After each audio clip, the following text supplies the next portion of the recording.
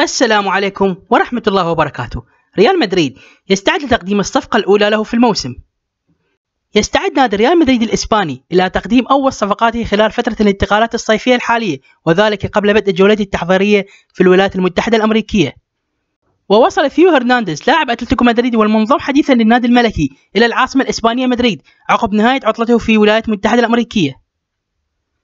واتفقت إدارة الميرينجي مع إدارة الروخ بلانكوس لضم هرنانديز مقابل 26 مليون يورو ليكون أول لاعب ينتقل من أتلتيكو مدريد إلى ريال مدريد منذ عام 2000، حيث كان آخر لاعب هو الأرجنتيني سانتياغو سولاري.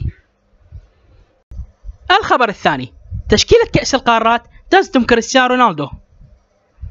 اختارت مجلة فرانس فوتبول الفرنسية تشكيلة ضمن 11 لاعب ببطولة كأس القارات التي أقيمت في روسيا والتي انتهت بتتويج المنتخب الألماني على حساب تشيلي.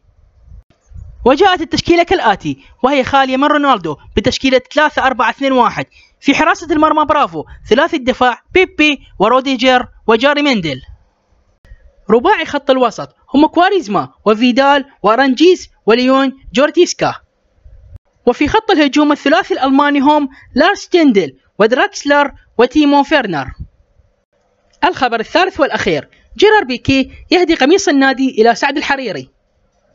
وصل إلى العاصمة اللبنانية بيروت اليوم الاثنين كل من جيرار بيكي وسيرجي بوسكيس وجوردي ألبا نجوم فريق برشلونة الإسباني، وذلك لخوض مباراة ودية مع المنتخب اللبناني بمناسبة اعتزال اللاعب الدولي رضا عنتر. وأهدى جيرار بيكي قميص نادي برشلونة باسم الرئيس اللبناني سعد الحريري كنوع من الاحترام والذكرى بين النادي الكتالوني ودولة لبنان.